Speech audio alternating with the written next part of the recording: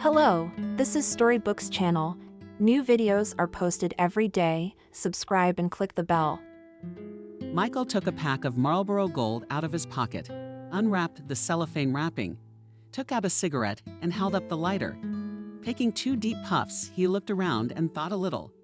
For the last 10 years of his life, he had been pedantically living on a schedule. He liked everything to be on time, and hated people who were late.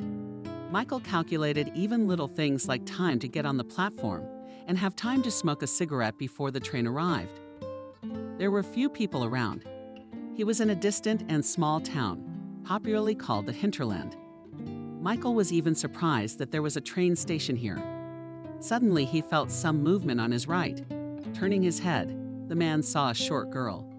She was wearing a simple dress, white and sneakers. She was carrying a heavy bag, but her pretty head with nice facial features was a red beret, which now and then struggled with a large braid of her dark hair. The girl with elegant sloppiness and was correcting the beret while trying to keep her bags in her hands. Michael looked at her sympathetically, tossed out a flick of the cigarette he had started, and went to help. Shaking his head slightly, he pronounced, "It's a bit heavy. Such a small girl to carry such heavy bags." Then he calmly took her luggage and they headed towards the train. "Oh, thank you very much." She thanked him. "What would I do without you? I'm here for my fiance's food." The girl looked at the man so sincerely that his heart gave a little twinge inside. She had big blue eyes and a dazzling smile. A smile that could make anyone speechless with admiration. Michael had not felt such feelings for a long time and did not understand what was happening to him. Then the girl asked, "Which carriage are you in?" "In the 9th, smiled the man. "Yes, and me too." "Could you?" "Could I?" Michael didn't let her finish, and at that moment he smiled even wider. Some part of him felt like a complete idiot. Meanwhile, the train was approaching the platform. 2 grandmothers sitting on a bench stood up and walked duck-like toward the cars. The train had only been stopped for 3 minutes, so the passengers on the platform scurried about. Michael and the girl quickened their step and quickly reached the 9th carriage. The conductor routinely checked their passports. Michael picked up their bags, and they were already walking down the corridor. "What compartment do you have?" he asked. "8th, the girl smiled. "And you?" "There you go." What a coincidence, he thought. Maybe we will go to the same station with her. Then he said, "It turns out we're neighbors. I'm in 8th grade too." "Wow, how it happens." The girl laughed. "So you didn't meet me by chance?" "I guess so." They went into the compartment. He put away and bags on the bottom shelf. She took out a bag from one of them and told Michael to get out so that she could change. The man stepped out into the corridor, leaned back and on his errand, and stared out the window at the summer afternoon heat. The train touched down and glimmered with. Michael saw endless green fields, and quite a large state of thought flowed easily in his head under the clatter of the train wheels. It's been a long time since he had been to his homeland, he thought. Homeland and Michael called not the city where his parents lived, but his grandmother's village. He used to spend vacations there when he was a boy. He and the other boys used to go fishing, ride bicycles, swim in the river, grill kebabs, and build a shisha. And when the weather was rainy, they would gather at his or Max's house, playing board games all day, or was that it? It was a glorious time, easy and carefree. He still kept in touch with some of the boys.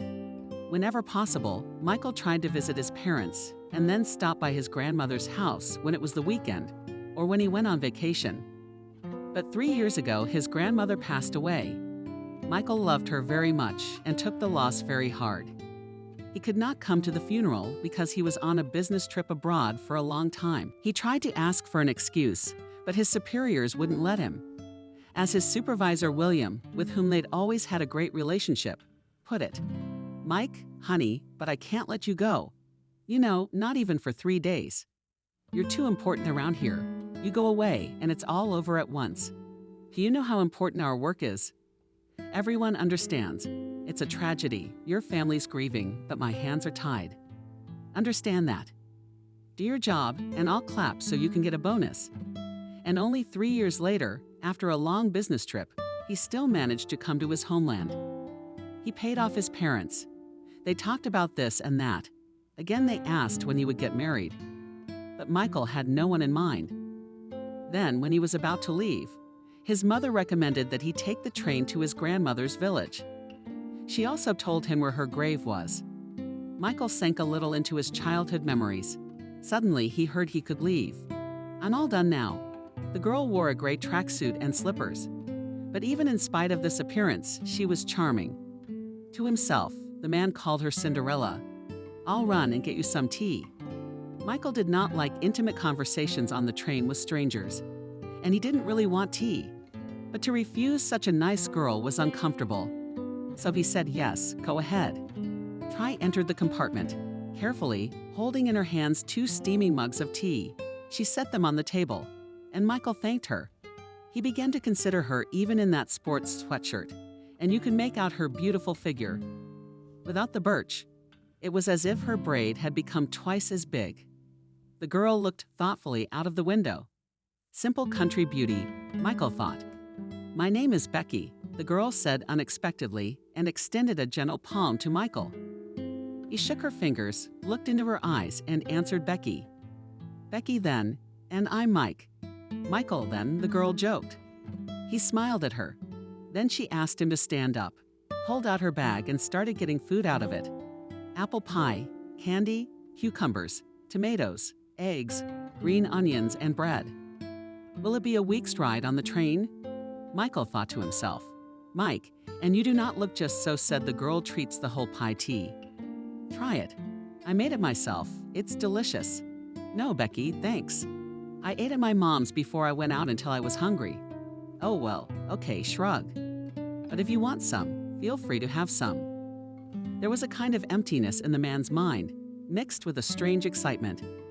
He realized he liked her. The girl was attractive, but she has a fiancé, Michael told himself. You have to behave yourself. Damn, but she's really pretty. I'm going to the end of the line. Becky interrupted his thoughts. "You're the one who'll have to put up with me for 24 hours, Michael joked. At that, he felt his heart beat joyfully. Becky laughed, covered her mouth with her hand, and said, "No, I think you're very nice and kind." "Thank you. And I'm going to the military unit. I have Alex mine. You know where it is?" "Oh, come on." Michael marveled at those words. Of course he knew. First of all, the military unit was only 1 in 20 kilometers from my grandmother's village. In the second place, he was also going to that unit because he was a military man. Ironically, his command had sent him there to serve. Further orders. Seriously not hiding his surprise, exclaimed Michael. Almost choked on his tea. "Oh, I'm sorry, I said something wrong." "No, it's just that I have to go to the military unit too." "Really, such a coincidence." The girl was amazed. "What about you? Are you in the military too?" "Well, you're military." "Military," he nodded and drank his tea. He was getting uncomfortable. "So you probably know my Alex." Michael looked at her in surprise. Alex Loud is a chief warrant officer. He has a funny last name. My mom always swears how I will marry before him with such a surname. The girl laughed. "And I've already decided everything for myself. You know that I will be with my last name entirely. I like it better than Loud. What's your last name?" "Morris." "Loud," Michael said. And so he started to change it in conversation. "Oh, do you have a non-military last name?" "No, I'm sorry, but no offense. If I knew you, I'd think you sold toys to kids. You're just so kind and your last name is so cute." "Why are you frowning?" "I said something wrong." "Oh, I'm so sorry. You know, my mom always tells me I'm always saying the wrong thing." "No, it's okay." Michael tried to speak neutrally, not to give vent to his emotions, as he was always taught in the service. "I know you're Alex," he said and drank his tea again. There were different bad rumors about Alex Michael. Michael knew that he was not a fool to drink and often found himself on duty drunk. He was also accused several times of stealing military property, but nothing could be proved. To think, Michael thought to himself, such a beautiful girl, and got involved with a swindler and an alcoholic. How is it possible? Why do girls always fall in love with some assholes? But maybe he'll change with her. Maybe he changed for her. No, I saw his personnel file the other day. He's not fired just because there's no staff. That's what I have to say now. What do you know about my Alex? By the way, he's going to study to be a lieutenant. He's tired of being a chief warrant officer. What's your rank? Captain. Michael said dryly. Wow. And that's how many stars on your epaulets? 5, asked Becky. And the man laughed heartily, not smart girls in military matters, and said 5 stars, Becky, only in Turkish hotels. And the captain has 4 stars. And she stretched out understandably. And can I speak to you? Unexpectedly suggested Michael. And let's. Becky agreed and again extended him a lovely hand. Wonderful. Where is it? You met Alex. I've been friends with him since high school. He was in the same class as me. In 10th grade, we started talking a lot, and in 11th grade on September 1st. Can you imagine, he took me to the park for a walk by the hand, took me and said, I can't live without you. The girl is very talented, portrayed the intonation of a lover. What made the 2 traveling companions laugh? That's what he said. Michael asked. That's what he said. So we started dating there. We graduated high school together. I went to our local institute. My dream is to study hard and go to school to work. I want to teach children Russian language and literature. How nice, Michael thought. And my Alex after school served a year in the same unit. By the way, I went to him all the time, as now I was waiting for him. He came back and said he would marry me. But first he'll go to warrant officer school. You like the military very much. That's the whole story. I wanted to become an ensign quickly and return to the units. He also said that military men get apartments. When he graduates, he'll marry me. And we'll already have an apartment.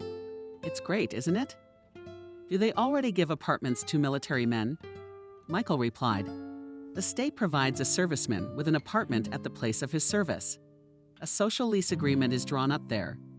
Alex told me the same thing, I think, so we are all waiting.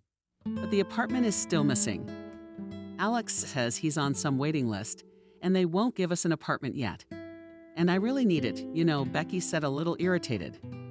No, by the way, it's already 22, and I'm still living with my parents. All my girlfriends laugh at me. They've all gotten married. Some didn't have kids anymore, some left our town. Husbands, you know, families. And I'm even called an old maid. Can you imagine? It's a shame. So I keep asking Alex, when will we get an apartment? When? There's a clue. I say I'll go to work together and we'll take out a mortgage. No big deal, we'll pay it off. And he said he's out of his mind. You're going to work for these banks all your life. Where's the apartment? I'm waiting, you wait. And don't show off. Can you imagine? They can't do anything normal in the country. They promise. They promise everything. Oh, Becky sighed sadly at the end of her monologue. For a while, the fellow travelers rode in silence behind the window in a single green canvas left landscape. The train was traveling very fast, swaying slightly. The sun had already left the zenith and was lazily descending to the horizon. It was a little stuffy in the compartment, so Becky picked up a book and waved it away. I don't know why I'm telling you all this. You're asking yourself, the girl said. It's the atmosphere, Michael remarked. It's a train compartment. You want to talk about life. Sometimes I've heard that people open up to fellow travelers more than to friends or family. Something about them on the road. Becky was silent for a moment, looking out the window of the train. Then she said, everybody in town drinks, you know, it's so scary. My mother was a drinker all her life. My father died 2 years ago, kidney failure, so I was raised by my grandmother. She's my whole life. Never had a drop of alcohol in her entire life. Neither have I. How did I see all this? Oh, I'm not like that, guys. It's not for me. I'd rather study. And Alex is my drinking buddy, too.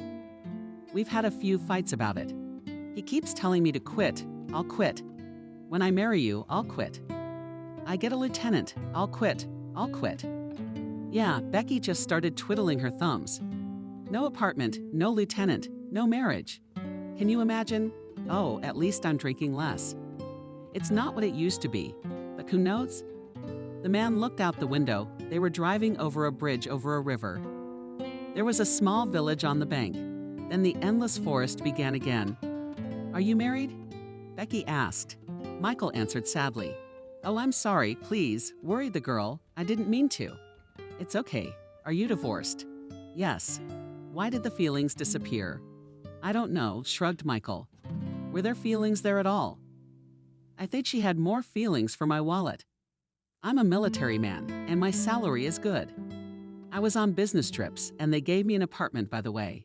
So she had her eye on me. I took care of her. Beautiful, I gave her expensive gifts. My father, I remember, was always against this marriage. He used to tell me, 'Oh, I don't like Mike, it's your Kate. Oh, I don't like her.' And I was so much in love with her, I didn't see or hear a thing. And that girl was just a plain old hustler. She came from some distant town to conquer Moscow. She saw me and realized there was something to be gained here. I proposed to her, and she had her head wrapped around my neck. 3 years of marriage, but I was always traveling on business. She needed a bigger apartment or a car. I took her to the sea twice a year. And children? Did she want children?" Becky asked. Michael waved his hand. "She was interested in nothing but money. Too bad I realized it only after the divorce. So then, I come from a business trip, I open the door to the apartment, and there she is with her lover." Becky guessed. "Madame, you think like a detective. I am still a mademoiselle." Coquettishly replied Becky, shooting her eyes at Michael. Then she felt a pleasant warmth spread through his body. "I haven't been married yet." Well, Michael continued. "Here we have a divorce of the maiden name. And you loved her?" Becky asked sympathetically. Very quietly said Michael, "You're bound to find someone better. She'll love you. She'll give birth to a bunch of kids, a whole company of soldiers." The girl laughed. Well, yes, the division supported her joke, Mike. "No, really. Here you are, a young and handsome captain with an apartment, with money. An enviable groom, I must say." The girl comically carried her arms at her sides, playfully moving her shoulders. "Does she really like me? Is she flirting with me?" Michael thought, looking at her. The two of them laughed. Then Becky asked, "After her, didn't you have anyone else? Did you look for one?" "When to look for Sink. I'm always on business trips." "I see," she sighed. They spent the rest of the day in silence. Becky read a book. Michael napped for a bit. There were a couple of stops in equally distant villages, but no one sat in the compartment. He would go out to smoke on the platform and watch people get out of the carriage. At one station, he bought potato pies from his grandmother and appetizingly sliced them with tea. It didn't take long for dusk to come, and then night.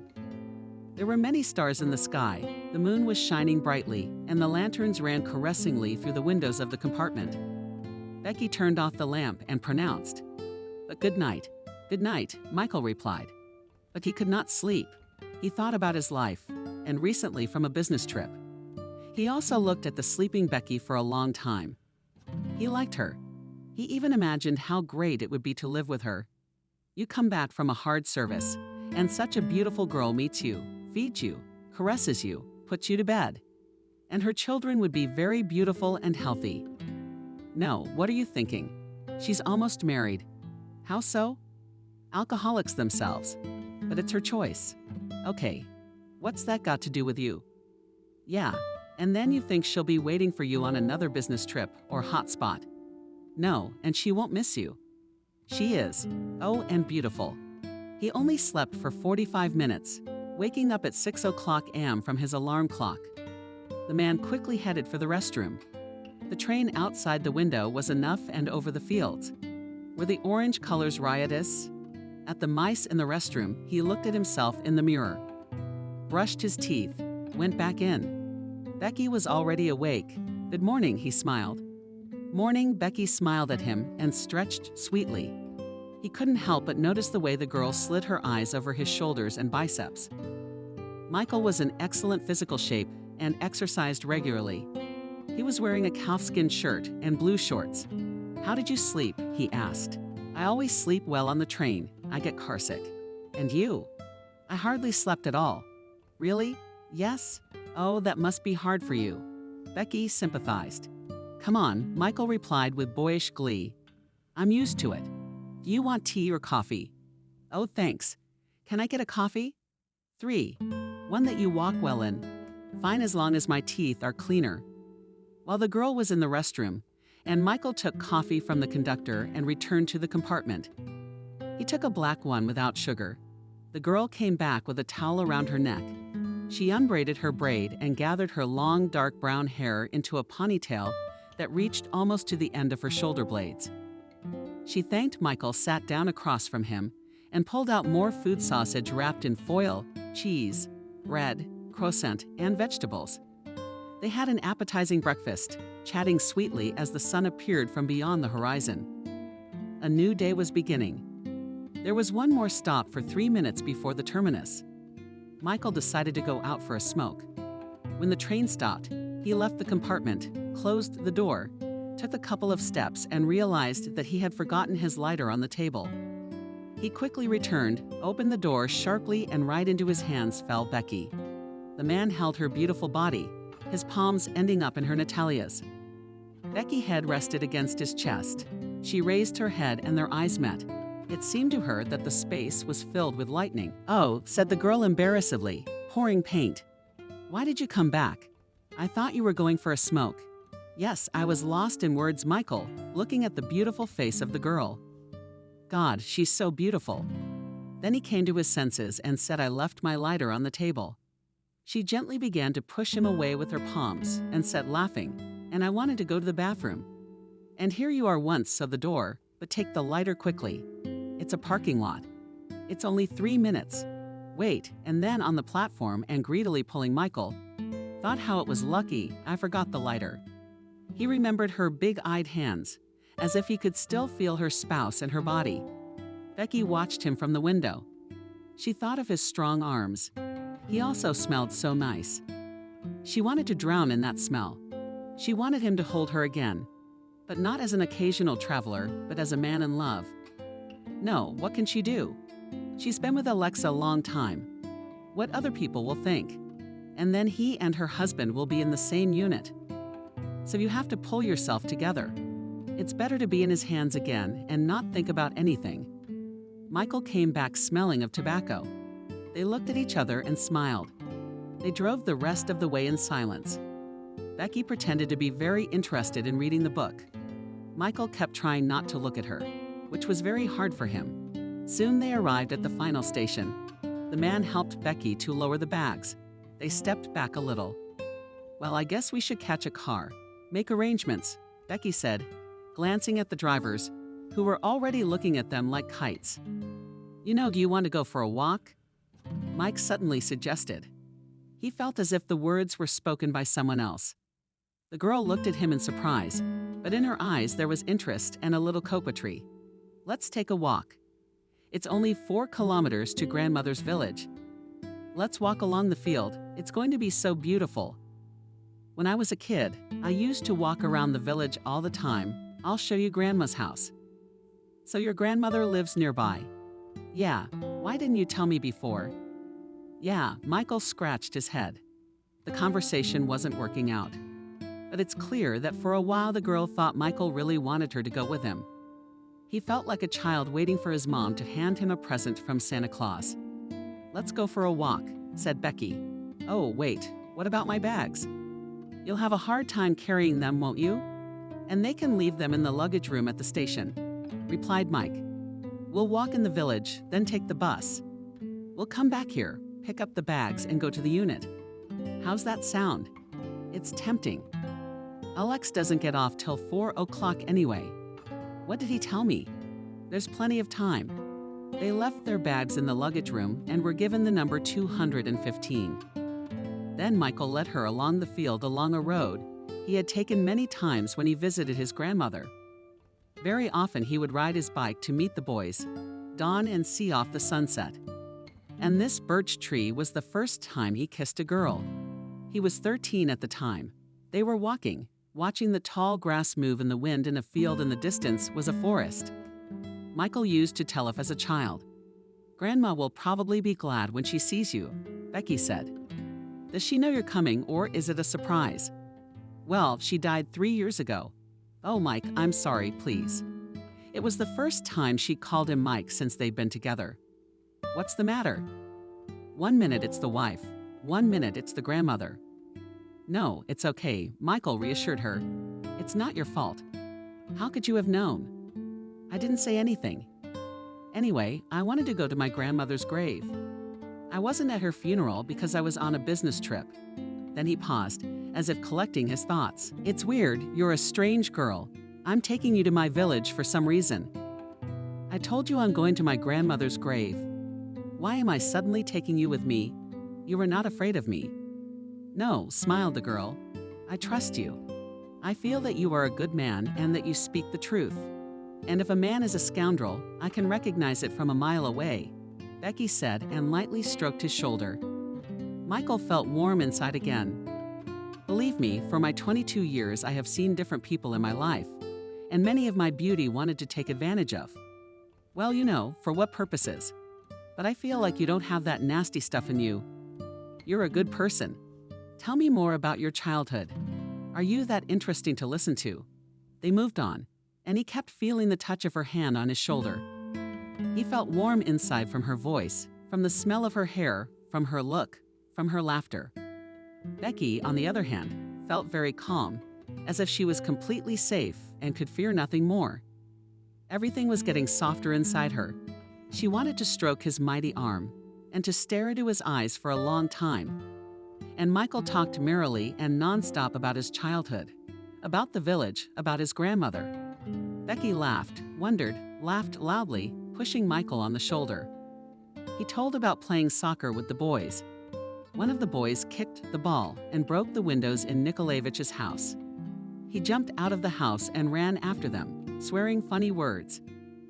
Then how Michael caught a big pike in the river and became the first guy in the village. How he tried pot and moonshine with his friends for the first time. How he fell in love with Anna and asked her out at night. How he and Ben made a bungee cord and jumped off it all summer long. She listened to him and listened to him. Slowly the houses of the village began to appear. I was thinking, Becky began, I guess we grew up in the same town, didn't we? Michael agreed. How come I've never met you before and never knew you? So I'm older than you. So what? How old are you? 30. Well, you're only 8 years older than me. We must have crossed paths sometime. What school did you go to? 9th. I was in 4th. What neighborhood did you live in downtown, you? I lived on South Side. You know where that is? Yeah, I do. It's a small town. That's what I'm saying. I'm surprised we haven't seen each other before. Becky. I left for military school when I was 18. You were only 10. How and where would we have crossed paths? Yes, while you were at home playing with dolls, I was already playing with boys in the yard, and even tried cigarettes. Yeah, Becky said. I was very young. Do you know Ustinov? No, I don't. Well, he's a cab driver now, and he used to make fun of me. It's hard for you not to, Michael complimented. Becky laughed and blushed a little. Who else? Maybe you know someone named William Jensen. No, I don't. Or I taught Brunson. My best friend since we were in diapers. No. The man kept smiling. Jenna. Corver's got the whole crew. Well, Alex ended up there too. I don't know. I know Ethan Simmons. Yeah, and to think. Martin Nance, you know him? Have you ever talked to him? The man was surprised. Well, the other guys were with him. He's in one company or the other. He's a drug addict. Yeah, they say he threw himself out of a window a year ago, while he was in the hospital. 6. Congratulations, Michael said. Of all the mutual acquaintances in our town, the only one we have in common is Martin Nance, the junkie. It's nice when such wonderful people bring other wonderful people together. Becky started laughing very loud and long. Michael looked at her and smiled. He liked being funny to her. He wanted to hear her laugh more and more often, probably for the rest of my life. Oh, we're getting close to the village, aren't we? My grandmother's cottage was my grandmother's cottage, Michael said. What's wrong with it now? Becky asked. For 3 years it's been empty. My father took everything out of there and boarded up the doors. It was decided to sell. The parents needed money. I help them as I can, but still not enough. Their paychecks are often late, and they have to pay the rent. They wanted to sell the house and put the proceeds into a mortgage. They put up an ad, but they haven't had a buyer in 3 years. Can you imagine how that could happen? And when I got back from my business trip, some guy came along. Tomorrow my father will come here, show him the plot, and negotiate with him. Well, he already wants to buy it. So technically this plot is still ours, but soon it won't be. Now it makes me sad, Becky asked sympathetically. A little, said Michael. This is where my happiest moments were. I remember my grandmother's apple pies. I come running hungry in the evening, but I fly at them like locusts, eat everything, and she looks at me and smiles. Eat, eat, sweetie. Then I go on with the boys to run around, and she sits down to cut a sweater for winter for me or my father. A tear glistened in the man's eyes. Commander, do you have a cigarette? Michael was awakened from his thoughts by an unpleasant shout. He looked to the right and saw 2 guys about 25 years old. They were sitting on a pile of firewood and seeing him and the girl, headed in their direction. Why wouldn't they? Tense? Asked Michael, trying to remain calm. Becky instinctively hid a little behind his back. The young man approached and carelessly took 2 cigarettes out of Michael's pack. He was wearing a calfskin and no visor. The pungent odor of alcohol hit the captain's nostrils. It was obvious they had been drinking for more than a day. He gave his friend a cigarette, and they smoked with matches. Not from around here themselves? Asked the unpleasant villager. No, Michael said calmly. I grew up here. I've come for a walk around my hometown. I see. Listen, can I give you the whole pack of cigarettes to A? We've been sitting all day without a smoke. Michael was surprised by such an unexpected and impudent request and asked, Can't you buy a pack of cigarettes? The stall around the corner. Imagine, no fate. Stupid laughing is over, comrades. We're out of money, we drank it all. So give me a pack.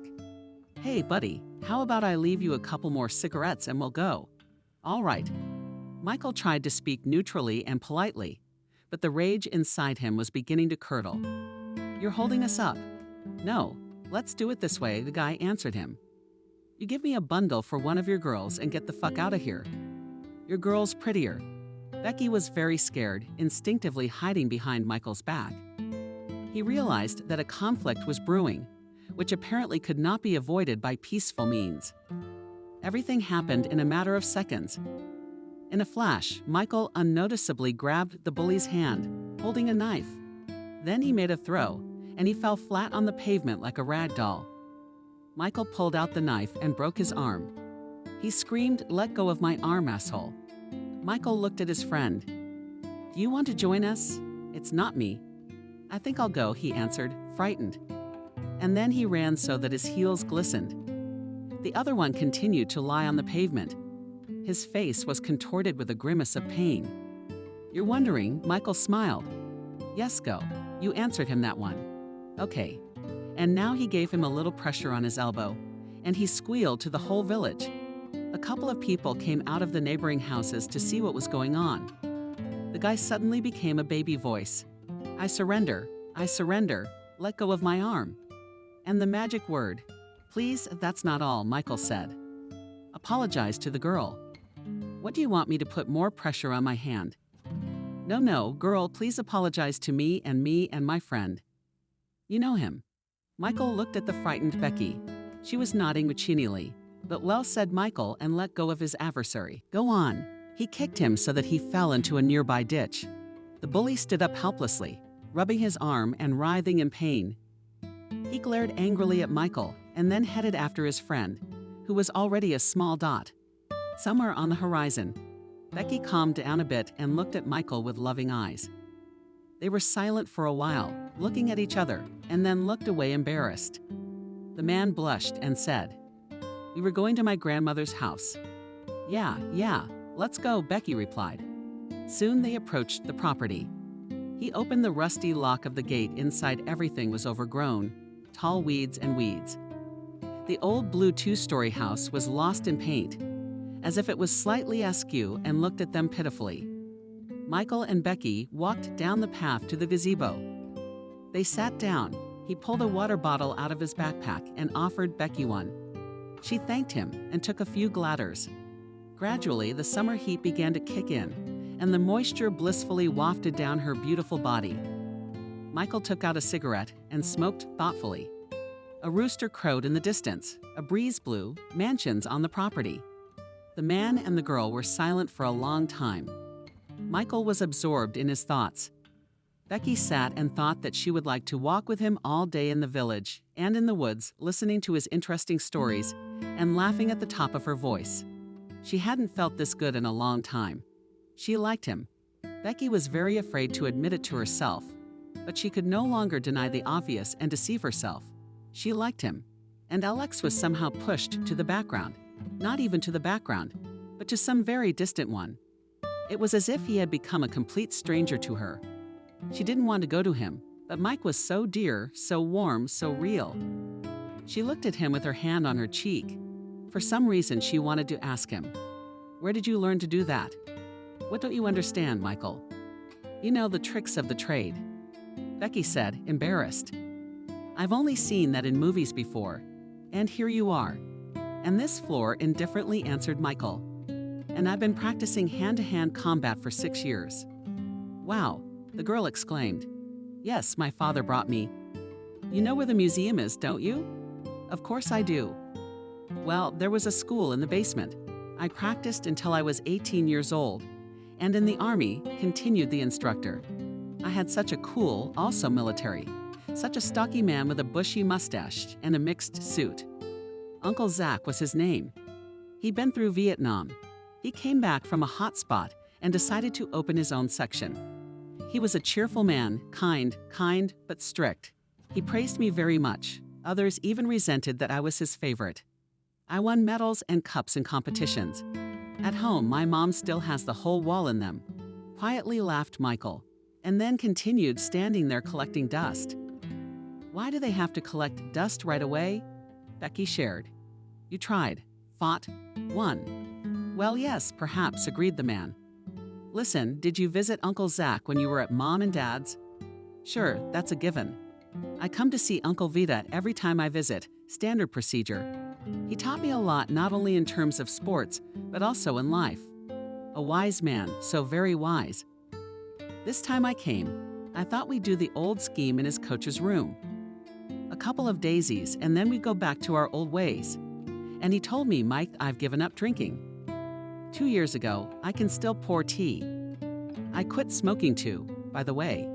Can you imagine, at 55 years old, a man just quit? Good for him. I'd like to quit smoking too. I don't drink very rarely anyway. And never got drunk." Michael summed up, smoking a cigarette and carefully put out the butt on the ground. Then he threw it into a rusty bucket that stood nearby and looked at Becky. Their gazes met again. She took her hand away from her face and put it on the table in the gazebo. Then she said to Michael, "Thank you for protecting me."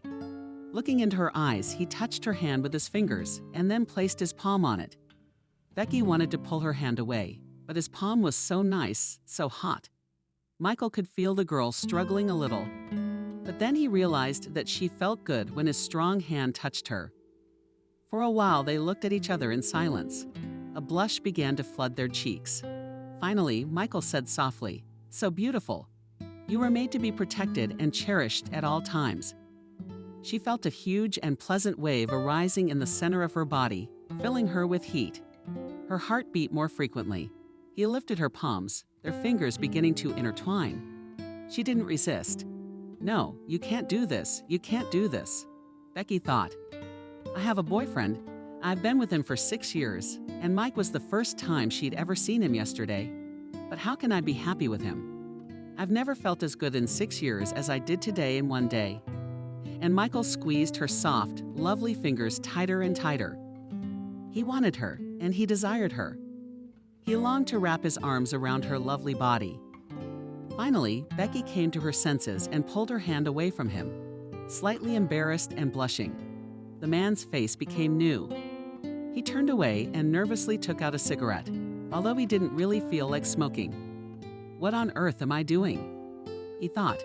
"She has a fiancé, especially he's in the same unit as me. Why am I telling her all this? Why did I bring her here? God, what an idiot am I?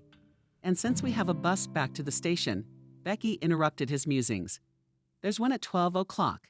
He looked at his watch. And you wanted to go to your grandmother's grave. We'll make it. Yeah, the cemetery's not far. Good. Why don't we go then? Let's go. Michael lit a cigarette. They left the gazebo. As he left, he closed the gate and looked at his grandmother's house one last time. Tomorrow it would be sold to another person. His warm memories from his childhood would remain only in his soul. He mentally said a warm goodbye to the house, and they headed towards the cemetery. The village was deserted. Michael noticed that several houses were deserted. Such familiar places seemed so alien to him now. This was the end of a part of his life, of which he had many memories, good memories. He felt as if an invisible artist was erasing the forgotten frames of the movie of his life. He went on and on about his life, but all he could think about was the pleasant touch of her fingers. She was asking him something. They were looking at the countryside. An eggplant rushed past them. A new 9 with the windows down. Music played loudly from them. They walked along the forest on a dusty road and soon found themselves in a cemetery. They walked along the graves for a while and ended up at Grandma Michael's grave. I'll wait for you there, Becky said and walked a little farther away. Okay. Grandpa and Grandma's grave were side by side. Their portraits stared at him silently from the granite stone. Grandpa Michael had died when he was 5 years old. He barely remembered him. His grandmother, on the other hand, had lived a very long time. Michael sat on a bench and thought about nothing. Nearby stood the old man's birch trees. When the warm summer wind blew, it became hot. Becky stood nearby near a monument. The sculpture depicted a weeping angel. The girl looked at it thoughtfully, and Michael approached her at the same time. It's a beautiful sculpture. Yes, agreed the man. Let's go, let's go. As they left the cemetery, they met a watchman who was sweeping up leaves and exchanged dry ones with him. Hello. They walked a little way down the road towards the village when suddenly Becky's phone rang. It was Alex. I'll answer it, she said. Michael agreed with her. Hello?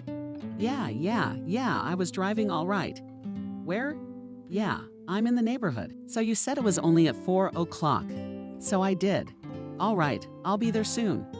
What's wrong with your voice? Are you drunk again? No, look, she hung up on me. Michael looked at her and she sighed and said, I think you're drunk again. Oh my God, I am so sick of this. I can feel that he's drunk. I can feel it, and he's still lying to me. He just called me now, and it's 11 o'clock. I told him I'd be there at 8 o'clock. Nothing. You made it. You're fine. Do you need any help? Like I'm just there to drive food to his unit and put up with his drunken antics and wait for us to get an apartment that we may never get. God, I'm so tired of all this. Becky covered her face with her hands and cried. Michael was confused for a while. I don't know what to do. Then something nudged him, and he hugged her. Becky clung to him in return and sobbed, her tears stinging his chest. He could feel the pain building up inside her. Michael held her beautiful body in his arms and could smell her beautiful hair. The girl was crying loudly. They stood in the middle of the woods near the road. The man had the feeling that they were some strangers among this lovely and endless nature. Why should I beg for care? Don't I deserve it? The girl read through her tears. Don't I do enough for him? 6 years I'm with this turnover and nothing good. He only drinks and promises. And he'll quit drinking and marry me, and we'll have apartments and children. Yeah, of course, I should have kids by now. All the relatives want grandchildren. The clock is ticking. And this one. With these words, another sobbing fit burst from her chest. Michael held her tighter. His chest was wet with her tears. The girl cried for a while longer, and then her sobs turned to short sobs. Michael had some tissues in his backpack, and he held them out to her. She wiped her red, crying face. I don't know why Michael took one napkin and began to wipe her tears in a fatherly and caring way. Suddenly she took his hand when it was near her cheek. Their gazes met, her eyes glistened and her lips were moist. No longer able to control herself, they merged in a long and passionate kiss. It was a riot of vibrant colors inside a waterfall, emotions of fever coming from the very heart. Becky hugged his huge back and he stroked her waist. His hands moved lower and lower. She didn't mind and clutched to him even tighter. At one point, Becky pulled away from him, and he looked into her eyes and whispered, "Let's go into the woods." She nodded silently. He sat with his back leaning against a tree. She was rolling on top of him. Her lovely head of gorgeous, thick, darkly pantsed hair was on his chest. Becky was beautiful. Michael covered her with a windbreaker that he had in his backpack in case it rained. She felt warm and good with him.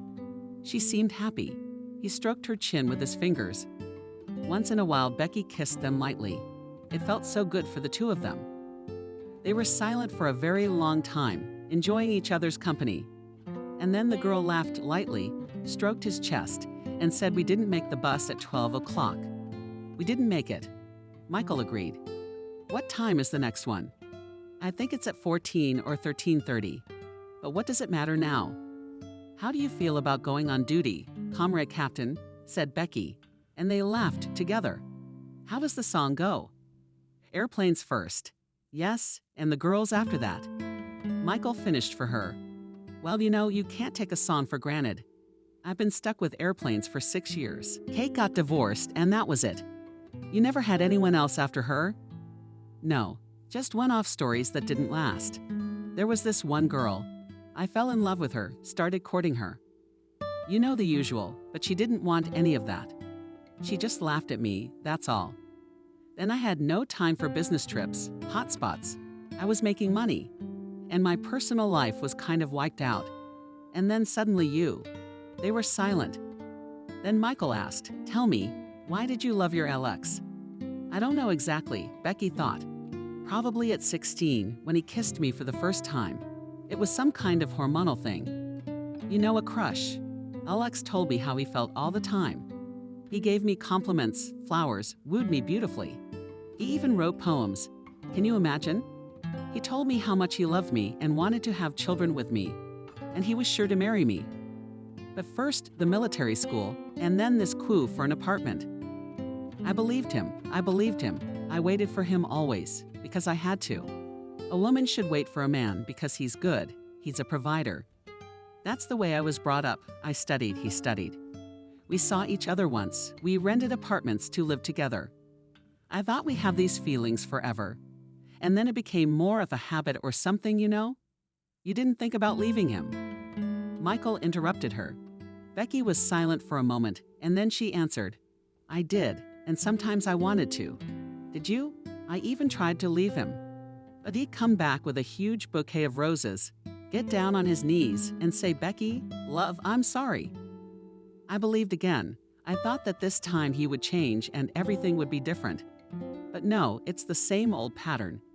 Everything goes well for a while. Then it's back to drinking, swearing, blaming me for everything. It's like a merry-go-round. I feel like such a fool now. You're not stupid, Becky. You're not stupid, Michael said, stroking her hair and kissing the top of her head.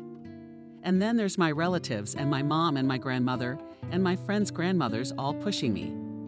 Come on, what are you talking about? He drinks. So what? Who doesn't drink nowadays? At least he's not cheating. You have to learn the military on the tape, and then, look, up to major, and maybe even colonel. What prospects and an apartment? Which of the suitors has an apartment now? Go with him, accept it. Nothing. It's just his youthful stupidity that will pass. Be patient. That's it. Mike, be patient. Be patient. Wait. And I'm waiting like a fool and bear with it. Mike, when will you live? To love, when to babysit and take the kids to the garden. Oh, I'm so sick of all this. They were silent, and he stroked her hair. Then the girl continued, and you and I have everything. That's how ashamed I am, Mike. I cheated on my fiancé with you. What will people think when they find out? They'll say I'm some kind of, There'll be rumors all over town. Michael put his palm on her cheek, turned to face her and said, I don't care what anybody thinks, I don't care. Let them think what they want to think. All people have opinions. Nobody forbids them to express their opinions. But you can just not listen to it. Turn it off and do what your heart desires. After these words, they merged again in a long and tender kiss. There was silence. Birds were singing. A cuckoo was heard in the distance. After the kiss, they were silent. And then Becky asked him, "What story am I to you?" "What do you mean?" "But you said you had one-off stories there after your ex-wife. What if I'm a story to you too? Taking me to the country, charming me. What if this is all a cunning plan to seduce me?" "Becky, really?" "No, honestly, I swear to you." "Mike, then what do we do now?" "I got a fiancé. You're in the service with him. In one unit, I'll live in this military town for a month and go to him, and then I'll go to you. I've never had anyone but LX. I've never had a lover. I don't know what I'm going to do now. Oh, I don't know. Not a slutty woman, I guess. Becky, let's take things as they come. Right now, you and I are going to take the bus. Then you call Alex, get the car, drive separately from me so no one gets suspicious about us. I'll be there later.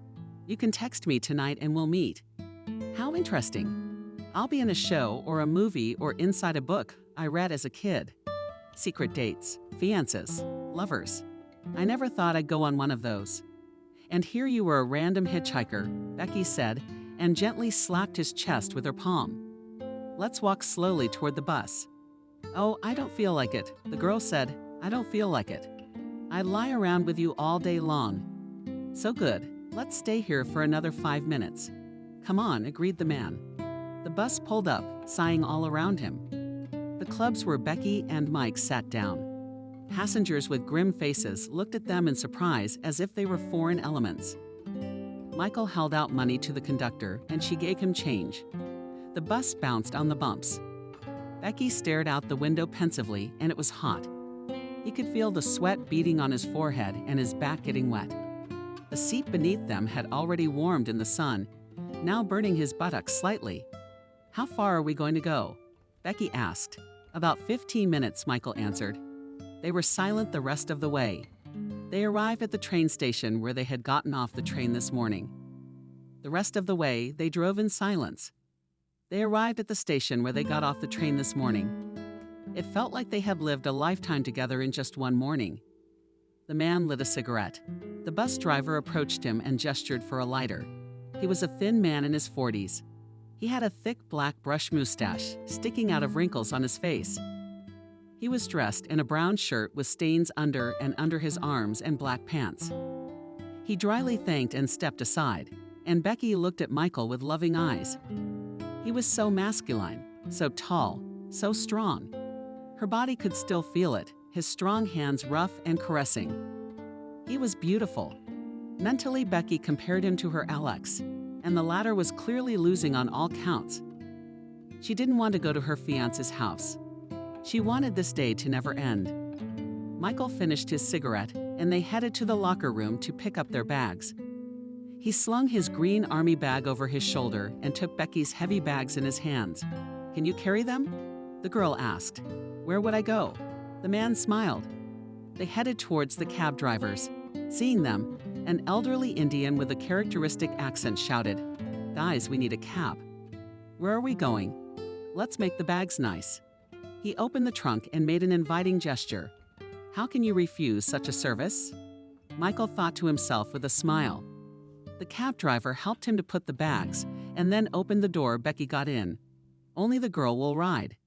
I'm not going, Michael said. If you say so, agreed the cab driver. Where to? To the military unit near here, answered Becky from the car. Let's kick it, yeah, said Michael. How much, bro? Special for you. The price is $5. I'm telling you it's a very good deal. You go that way. If you go that way, everybody's gonna tell you $7, $8. I'll take the girl like a magic carpet and my mom. I swear. Michael smiled, pulled out his wallet, and gave the driver the bill he needed. After thinking a bit, he added the cabbie and another $1, said, and this is for you for the service. Your brother from the heart. Well, let's go.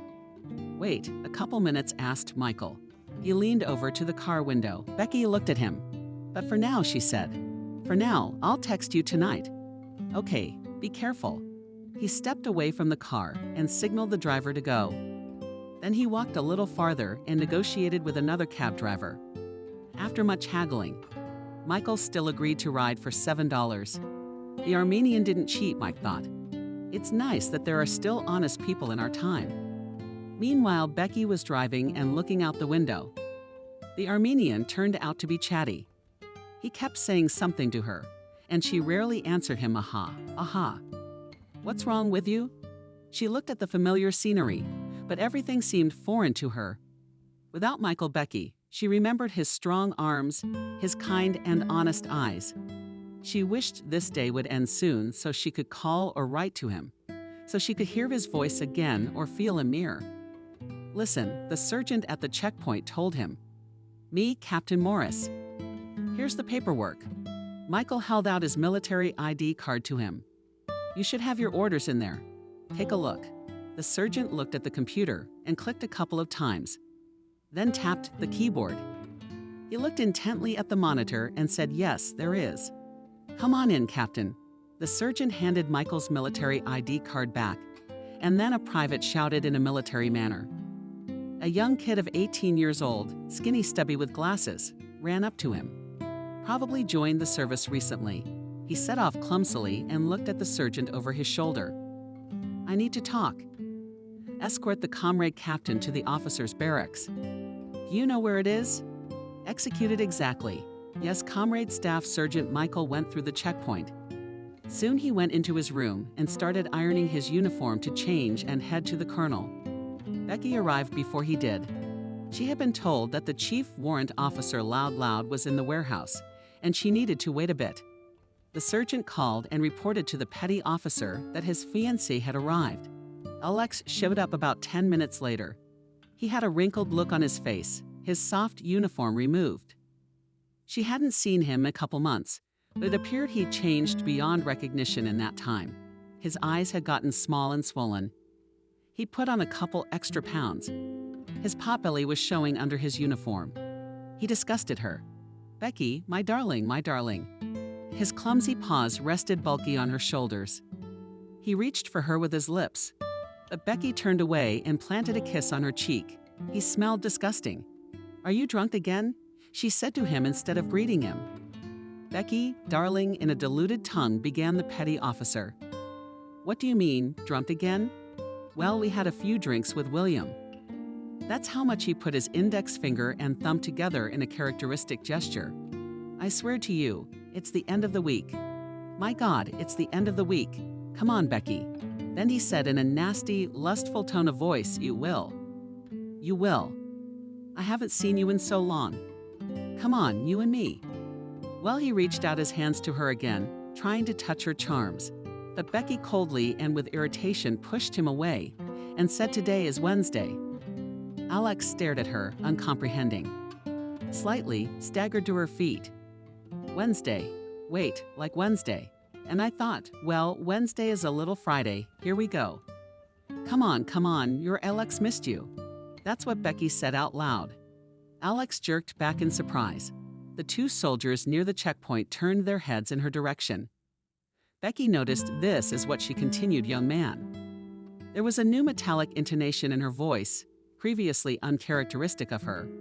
We had a deal that you quit drinking, or at least around me you don't drink, because it disgusts me. It was on me. Look when I'm talking to you. It did or it didn't. It did. Gave in to Alex. So, Becky went on. She felt like someone else was speaking for her. You broke the deal again. I don't like that at all. So I'm leaving now. You're staying here. Call me when you're sober. Also apologize to Becky, not Becky and me. I'm out of here. You can keep drinking with your Daniel. I don't care. Becky turned around and walked with wide steps away from the military unit, leaving the chief warrant officer and the soldiers near the checkpoint in mute indignation. One of them said to the other lad, and she is cooler than our company commander. This one definitely give me a cigarette. The senior warrant officer stood for several minutes, looking at one point and did not understand what had just happened.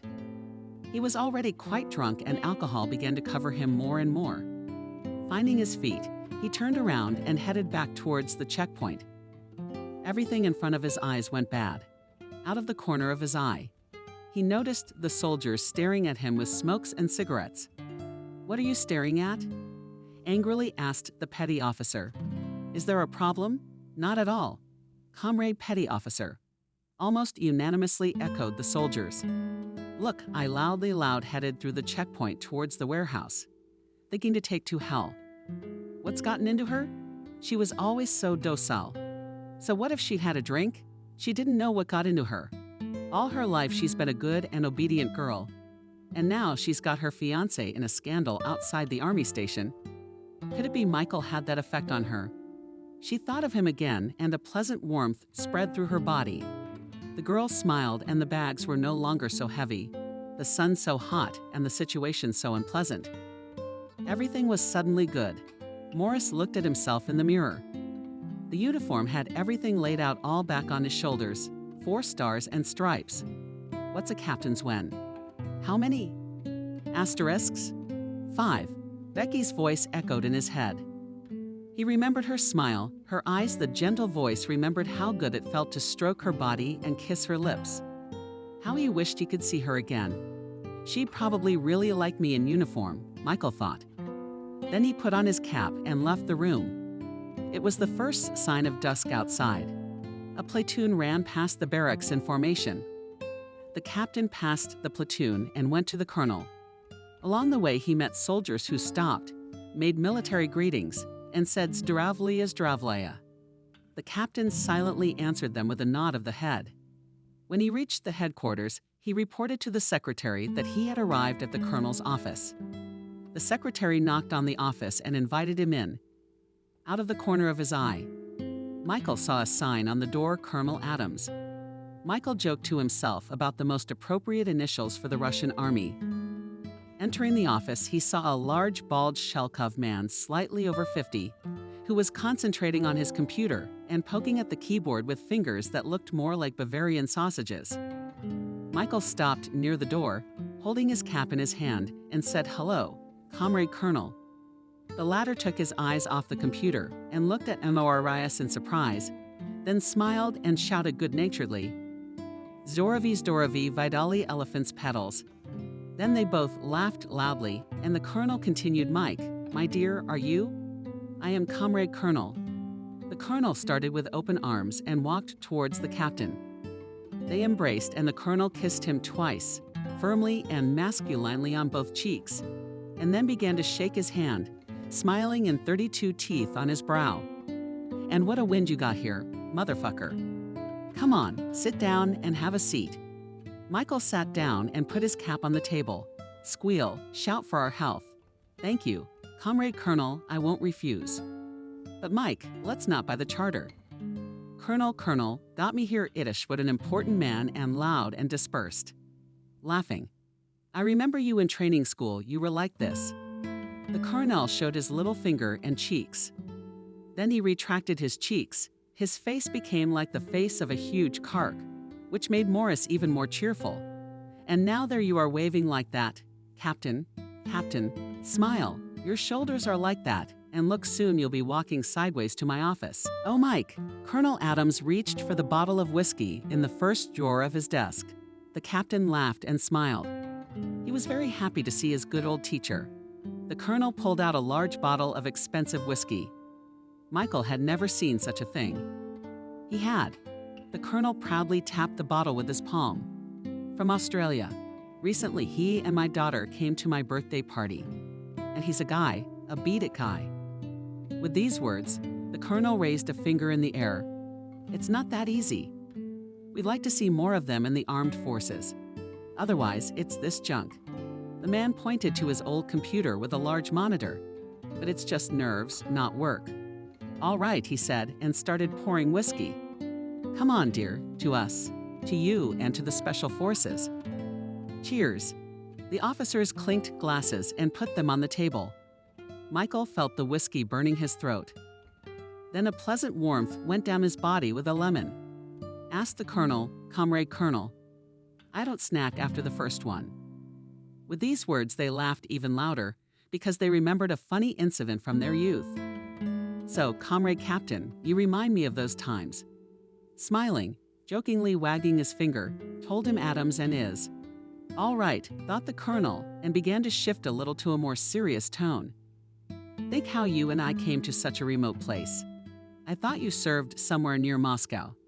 That's right. And then a business trip like a business trip. Really? Asked the colonel, pouring the second one. How are ours? Yes, things are going well. The task set by the leadership is being fulfilled.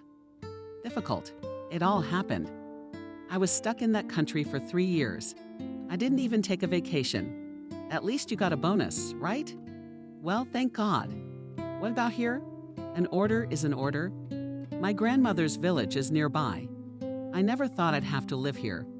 As they say, God works in mysterious ways. That's for sure. And how are you here, Comrade Colonel? Oh, Mike, I beg your pardon, you've taken possession. Comrade Colonel, you I am for my Semyonovich. Got it, got it? Confused, said Michael. I have nothing special too. That's all. You and I are like ants. Wherever they tell us to go, that's where we go. How about a third? No, Semyonovich, thanks, I don't want to.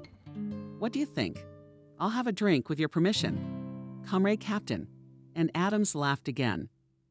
Then he poured himself another 50, drank it in one gulp. He wrinkled his nose a little and said, wow, what a drink. 15 years old. Come on, Mike, how do you live? Not married. Kids. The captain was embarrassed. He remembered Becky's hair and her soft lips. He really wanted to hug her. Maybe he should call her after his talk with the colonel. No, Semyonovich didn't get married, Michael sighed. Why not? You're such a guy, handsome. Didn't you have a what's-her-name? The colonel began to snap his fingers, trying to remember the name. Kate helped him Morris. That's right, Kate, white-haired. I was the one who came to see you, the pretty one. I thought you were there with her. Why didn't it work out? Yes, Semyonix sighed. I married her. But as soon as I got married, I got divorced. 6 years I've been single. Betrayed. The colonel asked with understanding. That's right. The colonel shook his fist at the air. Well, time heals. There's no one in sight. No, said Michael, feeling like he was lying. Well, it's a matter of time. I got there okay. Oh, by the way, I met a girl on the road. The captain tried to keep his voice neutral, afraid to reveal his feelings for Becky. Can you imagine? She had to be in the same honor, said that she was on her way to the groom. Is that some kind of soldier? No. Senior warrant officer loudly loud, said Michael, trying to hide his disgust at that name. Do you know him? Sure, I've known him for 6 months. And what can you say about him? What are you interested in? Colonel Michael asked, surprised, and realized that he was about to crack, so he tried to get out of the way. Yeah, I'm just curious. It's a weird coincidence. Wait, you said you're his fiancé.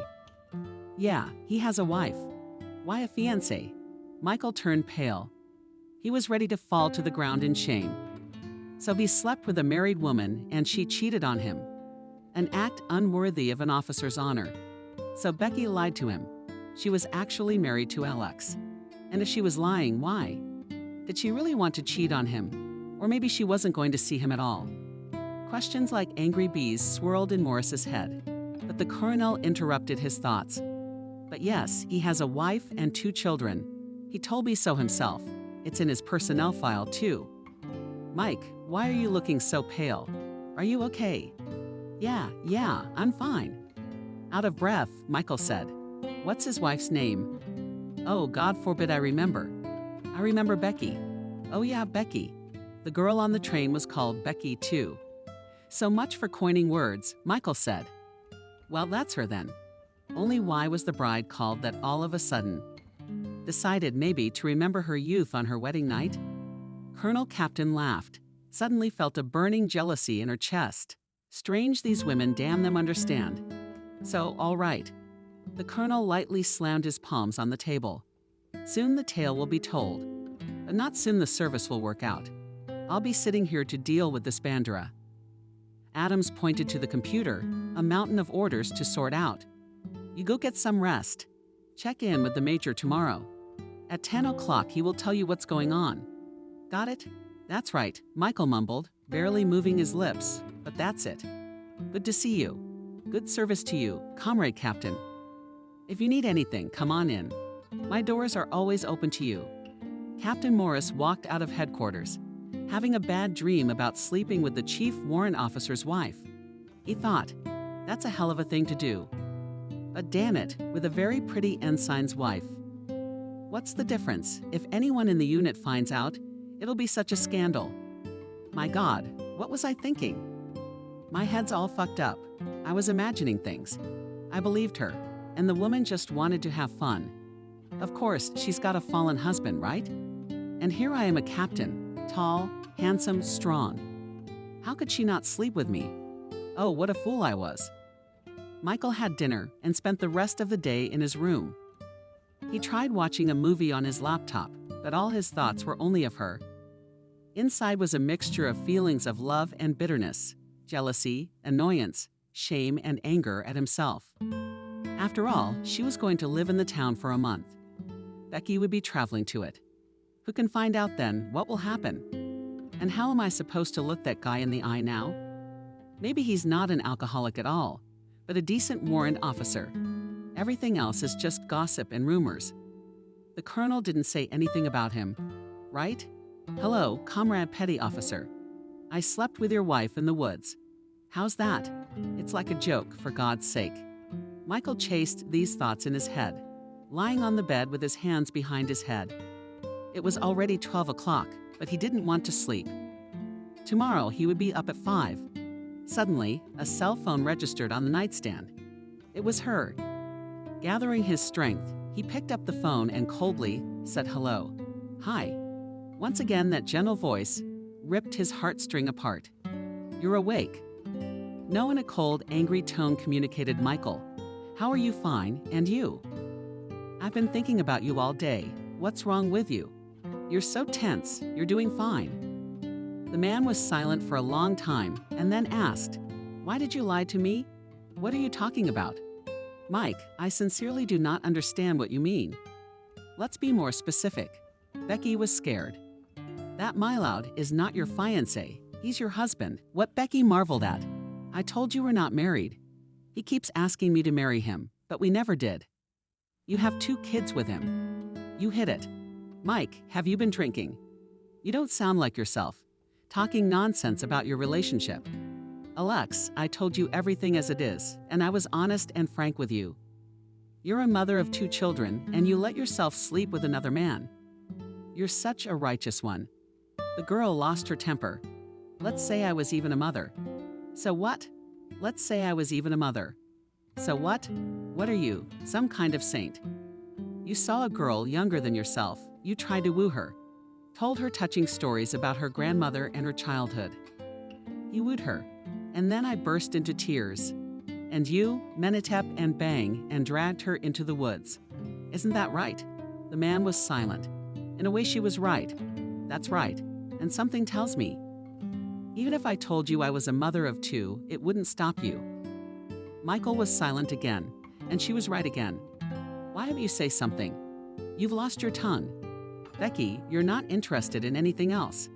No shame, no conscience. Look how interesting you've made me look. And now he's claiming I'm some kind of a dishonest person. You know what, Mike? I thought much better of you. Goodbye. I guess you and I had a one-time thing going on after all. I'm sorry. I was kind of hoping for more than that.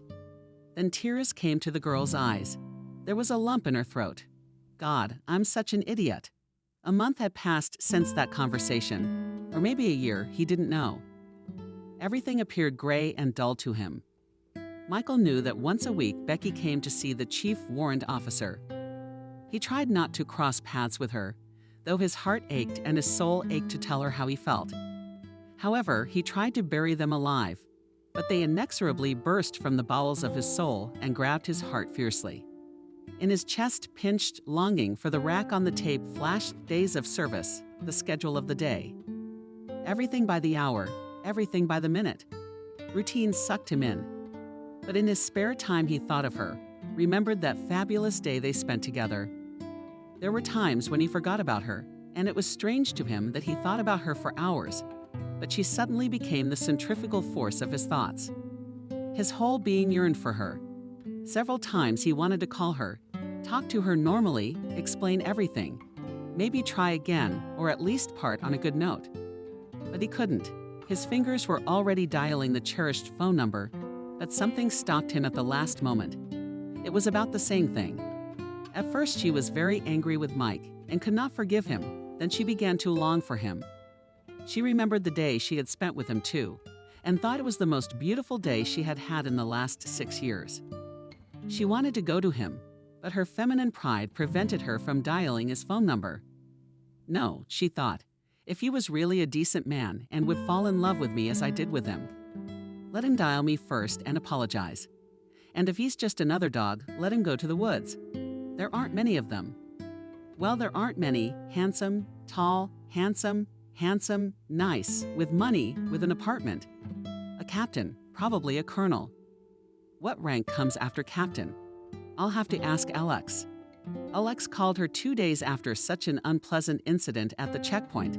Swore and swore that he would never drink again in his life, except a little bit on holidays. He told her he loved her and had been waiting for her all this time. And Becky believed him again, since she'd known him for 6 years. And Mike was the first time she'd ever seen him. Alex, he's kind of her own person. She consoled herself. Yeah, he drinks, sure.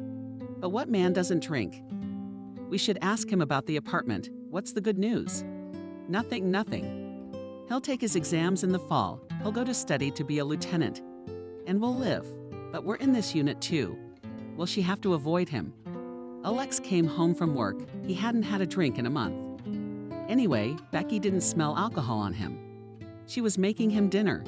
They would chat about the day and then go to bed. Sometimes they had routine, monotonous, ordinary sex. Like all life after it, Alex would wheeze and Becky would pull the blanket up to her chin and stare at the ceiling. There were times when she would quietly cry herself. I don't know why. Or rather, she did.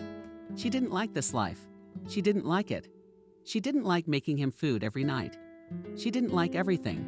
She often thought back to when they were in the woods with Michael and compared. He was so soft, so careful, and yet he was skillful at showing his strength. He enjoyed her body and tried to give pleasure to her. Alex, on the other hand, was thinking more about just satisfying his animal interests, and then fall asleep. Lately, she hadn't slept for a long time, because she was alone with herself at night, and she liked it. But okay, I'll dump Alex and go to him. We'll be in love for 3 years, and then it'll be the same routine. Everything changed abruptly one day, which was a fireworks display of strange and ridiculous events. Usually, Becky would sit in the apartment studying her books before her husband's service. Sometimes going for a walk to the local park. She was preparing for her final year at the institute. According to estimates, she was going for a red diploma and really didn't want to ruin her reputation. However, she realized that first a student works for credit, and then vice versa. But she decided to be reassured and to prepare for the new academic year in order to be ahead above her classmates. Besides, one of the professors hinted to her about graduate school, which interested her a lot. So she lay peacefully on the couch and read a thick textbook. Periodically, she would underline something with a pencil and text with her girlfriend, and the windows were wide open, because it was a hot summer day and she wanted to cool it down a bit. Suddenly, her cell phone rang. An unfamiliar number popped up on the display. Again, probably they will sell me loans. Annoyed, she thought, and picked up the phone. Hello, Becky, asked a male voice. Who is this? Surgeon of the Wells is concerned from the military unit. We have some kind of an emergency. In the positions, there should be 12 men, but there were only 7. Michael approached the animal and through the noise of gunfire said, Comrade Lieutenant, I am Comrade Captain. Why do you not have enough men in position? I can't know mages. Suddenly a sergeant ran up to them, and panting Vasia voice said, Comrade Captain, Comrade Lieutenant, permission to report. Permission granted, replied Morris. The privates, as well as the corporal, are still in the ammunition depot. The non-commissioned officer was left in charge. Chief Warrant Officer Loud refused to give us assault rifles. He said that there were no more assault rifles. We were not entitled to any. I told him that everything should be enough, because yesterday you, Comrade Lieutenant, checked everything together with him. And there's an order from Comrade Major to hold a training session at the firing range. So, boldly asked Morris. Comrade Chief Warrant Officer refused to give us the required automatic rifles, closed the ammunition depot, and went in an unknown direction. The lieutenant swore hard. Morris, with a bitter intonation, said, "He who serves in the army does not laugh in the circus. So what do you want to do?" asked the sergeant, the lieutenant, and the captain. They looked at each other. Michael said, "Lieutenant." "Continue with the drill." "Sarge, what's your last name?" "Sergeant Wells." "Comrade Captain." "Got it." "Do you know where the petty officer is? Could it be him?" "He's often at the ensign's place."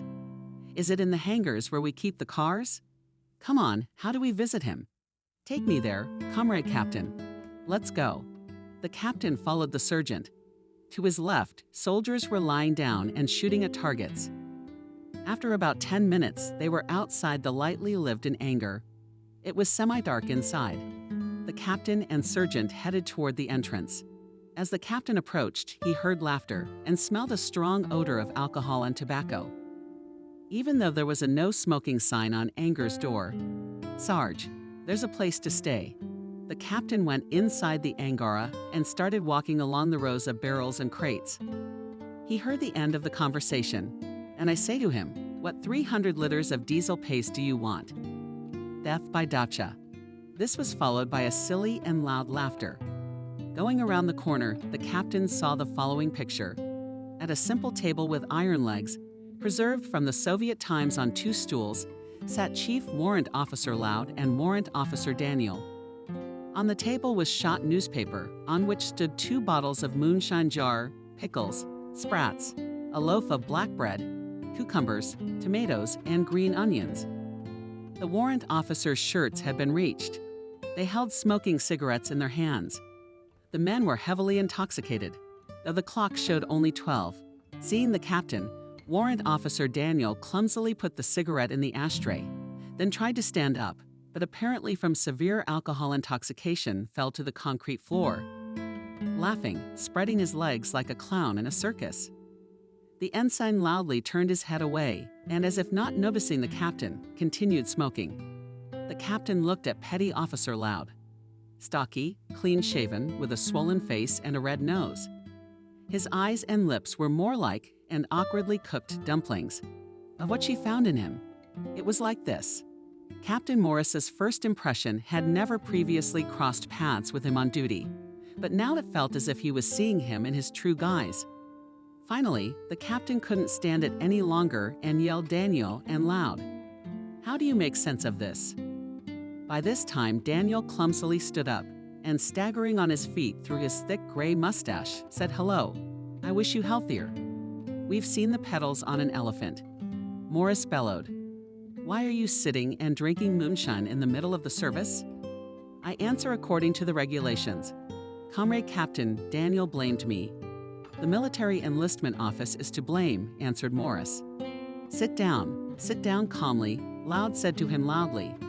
The ensign looked at the captain in confusion, then at his drinking companion, and clumsily sat down. "Comrade Petty Officer, respect the chain of command.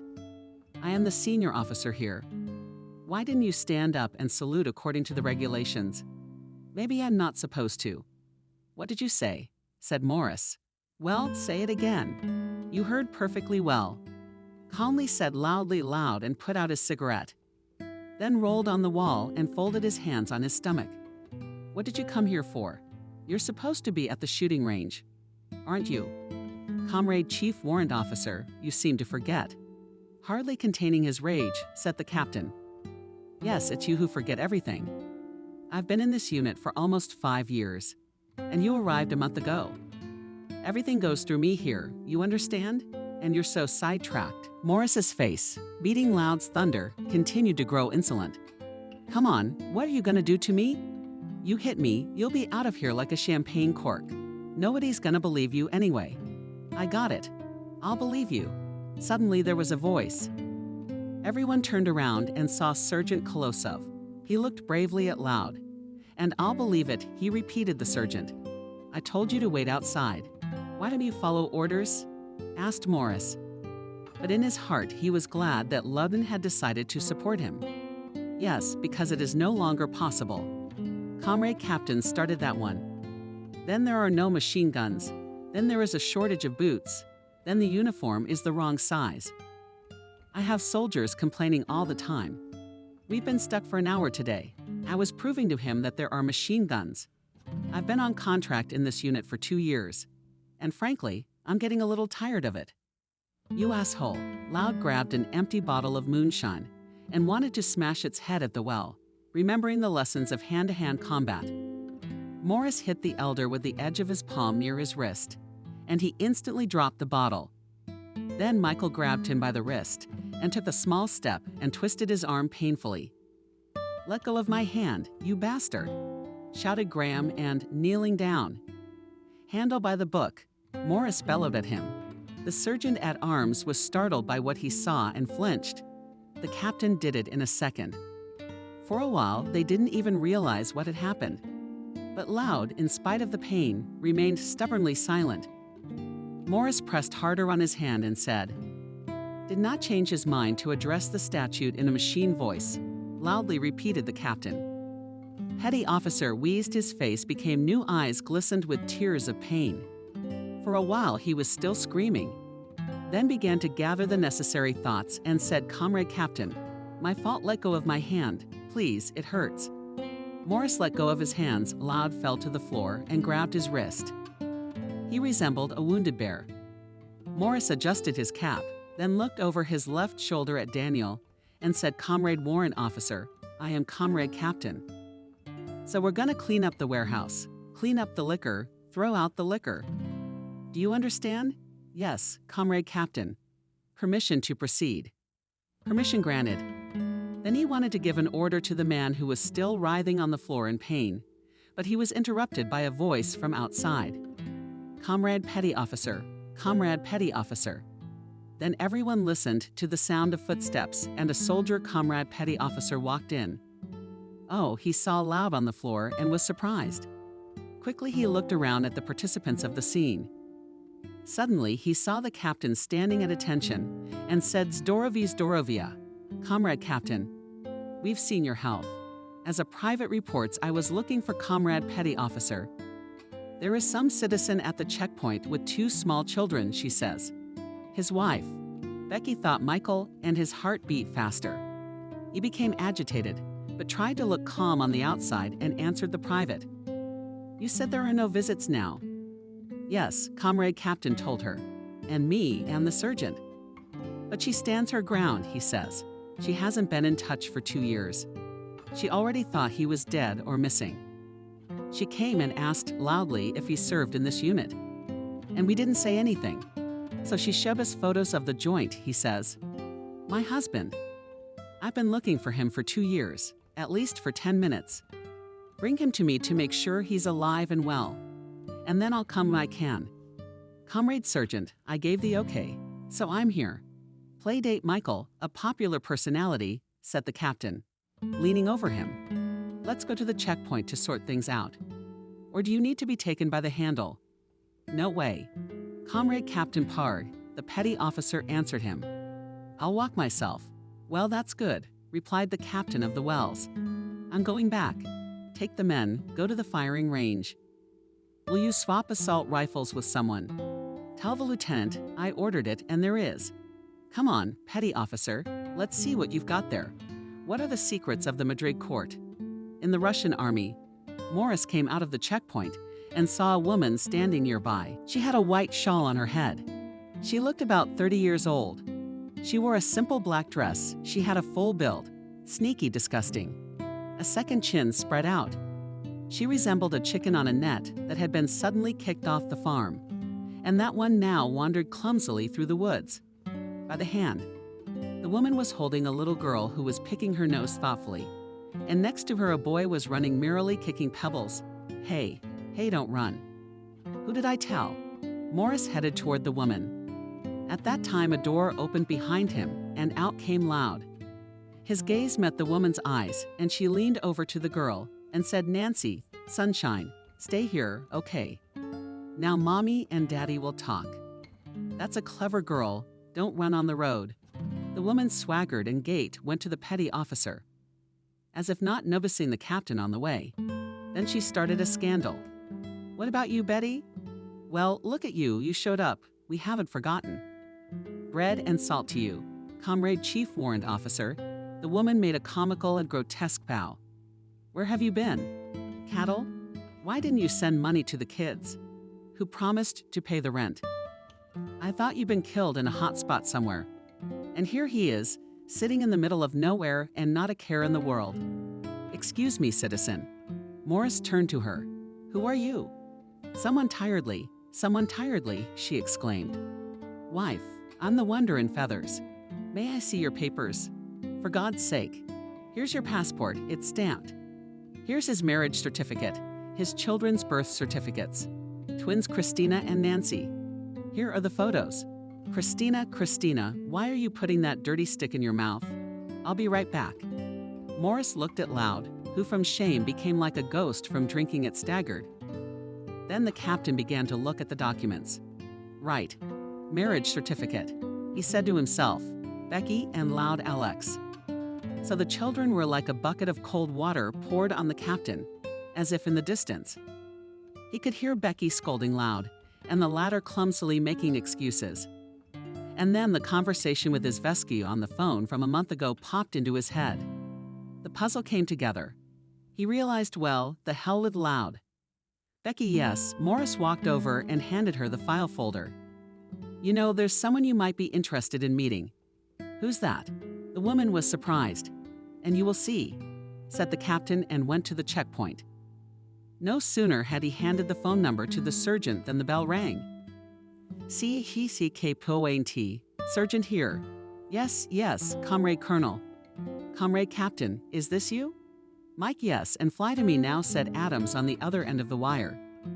"Yes, Comrade Colonel." Adams looked thoughtfully out the window and smoked a cigarette. There was a knock at the door. "It's open," he said.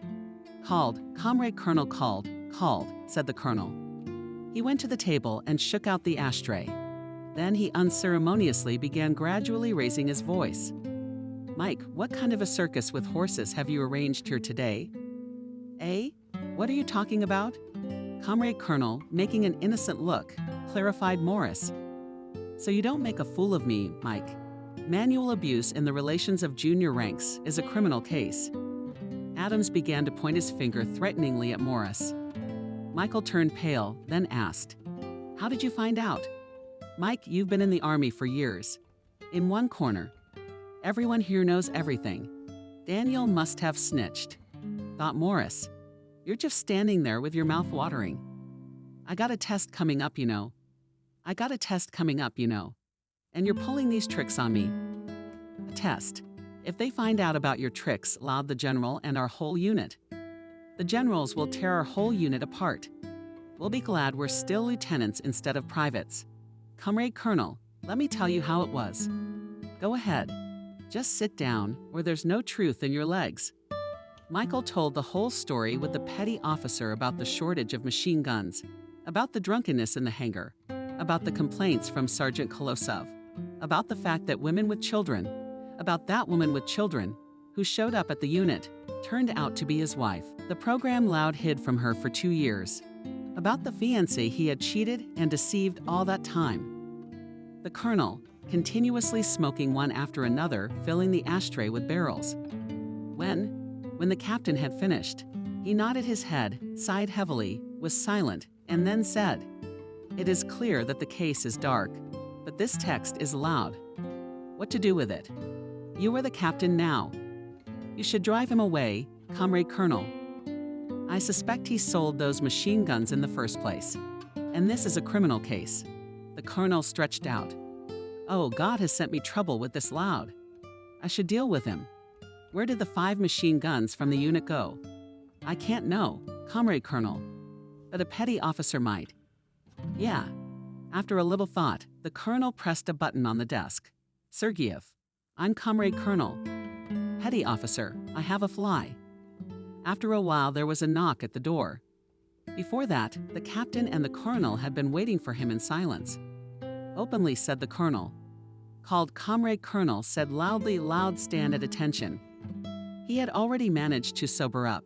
His face was pale and tired. The petty officer cast an angry glance at the captain. He was staring out of the window, as if he did not notice anything. "I'll tell you what you've been doing, Colonel. There have been complaints about you for a long time, and today you have arranged for me a blue light to cunning, pounding that machine guns from the part of the aunt. Then bickering some woman arranges a scandals, intrigues, investigations at the checkpoint. This is a military unit here, not a brothel."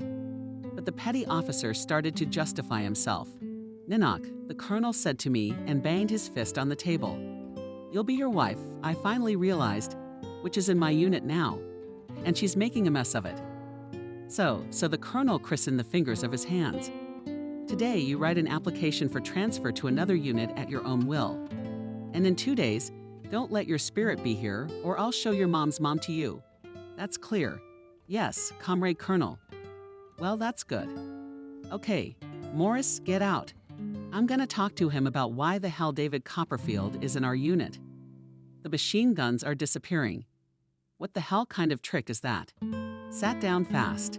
Morris went to the exit of the office and said, "Honor, let's see you tomorrow." The captain walked out, closing the door behind him, and then left the evening headquarters building.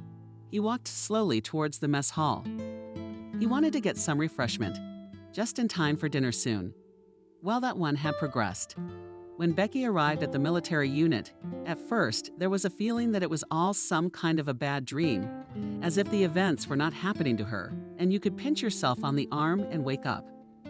Becky saw some fat woman who was waving her arms at the children who were running around playing soldiers, and Alex, who just looked pathetic.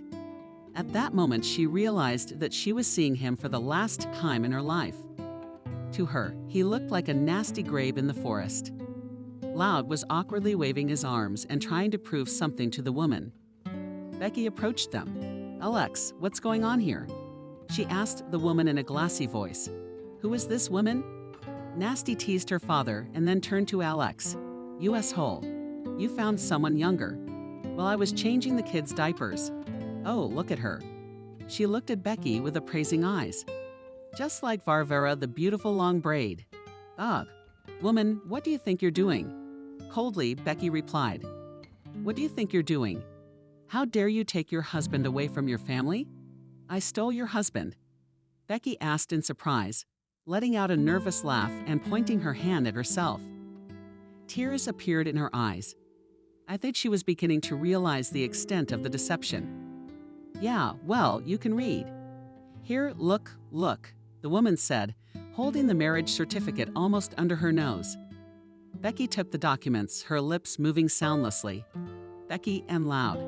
No, it couldn't be, Becky thought, and then handed the papers back. She looked at Alex. It felt like powerful laser beams were about to shoot out of her eyes and saw him. "Alex, how could you?"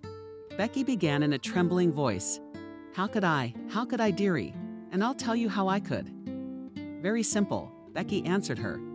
"Came to our town on a business trip at the soldier's exit button variant." "Well, that's the whole story. Why don't you say something?" He's walking all over the place. Hands at his sides, met me, frowned at me. I frowned at him. "Doesn't it bother you that I'm almost 10 years older than you?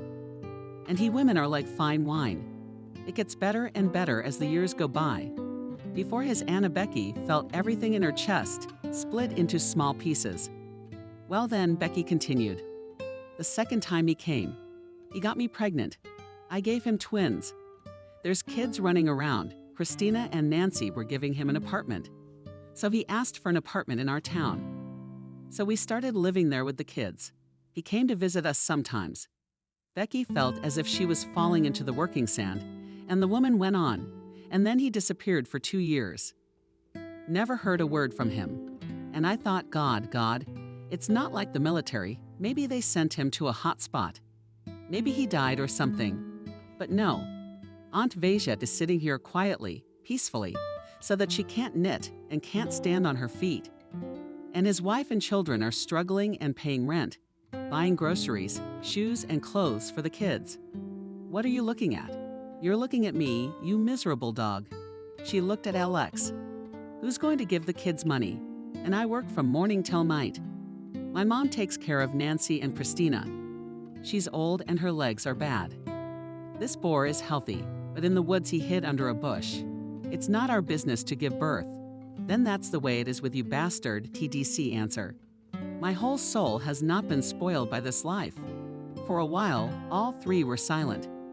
Becky crossed her arms and looked away. The woman stared at the petty officer, and he froze like a stumbling block, lowering his eyes to the floor as if he were a guilty child. And what did he do to you, dearie? The woman turned to Becky. What about you, though? Becky waved her hand. You're as clear as the day of God. He met you? He fell in love. He forgot about his wife and children and disappeared for 2 years. And here he was courting you. That's how it was. No, coldly, Becky answered. Do you misunderstand? It hurts me as much as it hurts you. How am I supposed to understand? Asked Becky, starting to boil. What are you going to tell me, chicken? I need to understand. How can you not? What are you, Betty, a chicken? You got it all wrong. She teased Becky. Tell me how I'm supposed to understand, because you're so smart. You know what? Becky said calmly, barely holding back tears. Her lips were trembling. She glanced briefly at Alex and then at his wife. And I'm not going to explain anything to you, Becky exclaimed loudly. Her voice quivered. Then 2 rivulets of tears synchronously flowed from her eyes down her cheeks. I don't have to do this, Becky said through her sobs. You're nobody to me. And you and Alex are nothing to me now either. I loved you, I trusted you all these years, and you. She paused a little to hold back the tsunami and the tears, then tried to say as coldly as possible, I'm going to get all my things today. I'll go home tomorrow, get a ticket for the next train. You'll never see me again. Deal with your wife. Don't come home. Otherwise, I'll call the police. Goodbye. With these words, the girl turned around and headed away from the military unit towards the bus stop. Sobs slammed into her face and tore at her chest. On the bus, the passengers looked at her sympathetically. One woman sitting next to her even patted her on the shoulder and said, nothing, honey, nothing, everything will work out. You're young, you'll meet someone else. Yes, I already have, Becky thought, and remembered Michael, how she wished she could be in his arms right now. He was so safe and so good. She had even forgotten that he had accused her of lying.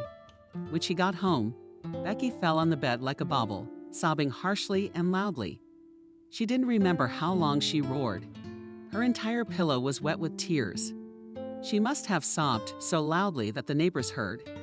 She had never been so ashamed. Becky felt small, worthless, unwanted, and deceived. For so many years he'd lied to her, hid an entire family and children from her. She had waited so long for this apartment, and he had been given it a long time ago. He gave it away so easily to some woman who got him pregnant. Yeah, a woman with kids needs an apartment more than a woman with kids. It doesn't matter that he's been with her since high school. It was starting to get dark. Becky pulled her tear-stained face away from the pillow and looked out the window. The sun was leaning toward dusk. The girl headed to the bathroom and took a hot shower. She felt better in her head and felt cleaner and clearer. She got out a white towel and washed her face with water, then put cream on her legs. We have to get train tickets and get out of here right away, she thought. There might not even be tickets anymore. The girl came out of the bathroom with a towel and wet hair. Becky resembled an ancient Greek goddess, who for some unknown reason suddenly found herself in this apartment. She opened her laptop and started looking at train tickets. There were 2 seats left on the 2114. Becky quickly paid for the ticket. So great. Now she needed to dry her hair and could pack. Suddenly the phone rang.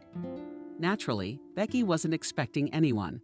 The bastard must have come in a heartbeat, Becky thought. He'll be on his knees apologizing to me again. Well, I'll give him a good one. With that thought, Becky went to the front door and coldly asked who was there. Then she looked through the peephole, and aghast in the sphere of space and eyes stood Michael. He was in military uniform with a large bouquet of roses and a gift bag. Becky, it was me, he said. The girl leaned sweetly with her back against the door. Her heart beat faster. A woman's pride for some reason blurted out, "Go away," though her heart whispered, "Stay with me all night." "Becky, listen to me," Michael said. "I was wrong."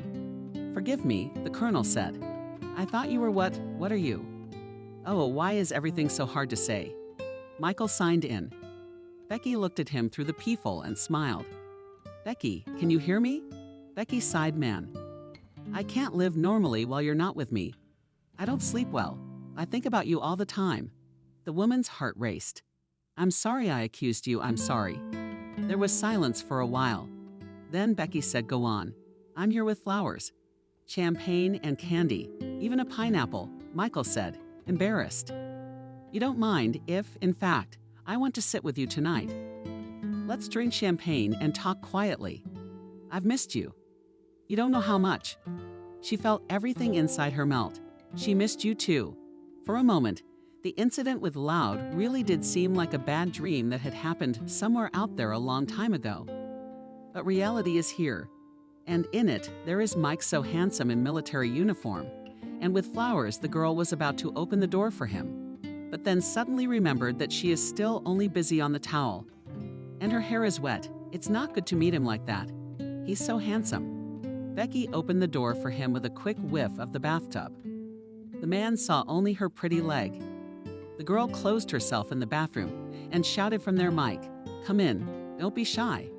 Just close the door 2 turns. Come into the living room. I wasn't expecting you.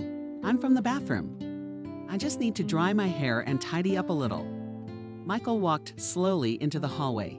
He found a vase, poured water, and put the bouquet in. Then put the candy and put the champagne away in the refrigerator, pulled out at us. He looked kind of clumsy against the backdrop of this apartment, set down 2 flutes, and waited for the one he'd probably been waiting for his whole life. Becky had her hair done and then ran to her room and began frantically rummaging through her closet, looking for the best lingerie. Then found a red dress that she hadn't wanted to take at all when she first went, because she thought she wouldn't need it at all. Well, she did. It's working out, Becky thought and smiled. What's life like? Sometimes an amazing thing, and sometimes looking like a madhouse sneeze. Enter herself the girl. One fiancé disappeared and the second one immediately showed up.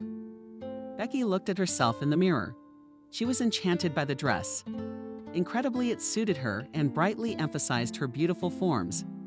The girl played with her hair and said to herself, "Goddess," and went into the room. When Michael saw her, he opened his mouth in amazement. He got up from the couch, looked at her. Becky looked at him from under her lowered eyelashes in embarrassment. "How do I look?" she asked. "No words. You look great," Michael answered in a half-whisper. "But I'm glad," flirtatiously replied Becky. She walked over to the sofa, swayed her hips, and sat next to him, putting her lovely arm on the back of the sofa and put her leg over his leg.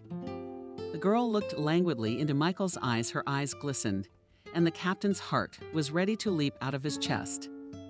"Dear Captain," she said, running her finger across his chest. "A drink and champagne, of course," fussed Michael. He went to the kitchen, got a bottle, came back into the living room with a puff of smoke and a light pop. He opened the champagne and poured it into a flute. Leaving a little foam on top, they took the glasses, and Becky asked, "What are we drinking to?" "Becky, my dear," Michael began to say, "I know you don't have much time, and neither do you, but I think about you all the time. You're very beautiful, you're kind, you're understanding, and you listen to me very attentively, without interrupting. I've never met a woman who lets me say everything that's on my mind. It's a pleasure." But I bent my pretty head and smiled. Those words sort of flowed down my body nerves. And Michael continued, "You said it was probably a one-time thing for me. Well, it wasn't. I fell in love with you the moment I saw you. I'm ready to be with you for a very long time. Maybe into my old age if you want me to. I swear to you on my honor as an officer, you're dear to me." That's all I wanted to say. Without waiting for the end of the sentence, she kissed him tenderly on the lips. Michael put his arms around her. The kiss lasted for several minutes. Then Becky stopped, looked at Michael, and carried a glass to the lovely boy. "What a wonderful toast," she whispered and took a sip. They sat down on the couch and began to chat. Becky and Mike laughed a lot and hugged each other. And I imagine, Michael told the colonel, I was told, but it all came together in my head. And then it turned out the couple was laughing. Turns out that one was laughing too. And I was a fool, I didn't even think to look at his personnel file. 10 years of service. So I'm like this, I get to the unit. And the sergeant from the checkpoint called me. And there stands this, said Becky, depicting without uniform contours of a woman. This creature is there looking at him, yelling something at him. Becky interrupted, because she got very funny, and she and Michael laughed. Becky continued before spilling it. Man, I cried in there. And now I'm laughing, and I can't stop. Her cheeks were flushed. Champagne hit my head, and Polkin calls me and Mike, what are you doing? And that loud. Michael did a very funny impersonation of Adams, and Becky laughed even more. It's such a madhouse. Becky said, stretching her words. I never thought life could be like this. Crying in the morning, laughing in the evening. Oh, that's it. A major thing figured out in one day. It would be nice if it was just a gradual cover-up. But like in detective stories, you see the clues, there's all sorts of suspicions. And there's no bread. In one day, it's all on a plate. What did you say about him? The machine guns are missing. Yeah, and the machine guns and the drinking, and the wife and kids from out of town for whom he got an apartment. It's more like a reality show, to be honest. I agree, Michael nodded. He's signing an application for a transfer to another unit, like at his own request. Adams ordered it. I don't know what they decided with the machine guns. Yeah, it's important. Becky brushed it off, taking a sip of champagne. Let him go to the woods. God, I'm so glad this is finally over. Not the way a relationship should end, not with all the ugliness and circus, but it's over. Michael summed it up. Yes, it's over, Becky repeated.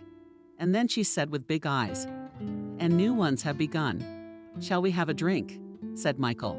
After a while, he asked Becky, I was wondering what you thought of me.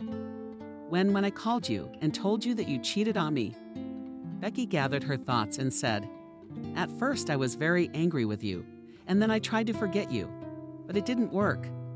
Then I persuaded myself that I had to build a life with Alex. It's okay that he will stop drinking and everything will change. But she said from the hobbling, I thought about you every day. I also gently said, Michael, taking her hand. I really wanted you to call me constantly on the phone looking. But I wouldn't pick up the phone first, of course. I should be properly offended, but then I'd probably listen to you. And I've been meaning to call you, Michael exclaimed. Why didn't you? Becky asked jokingly, shoving him in the shoulder. I thought you wouldn't want to hear from me. And when you came here with flowers, what did you think?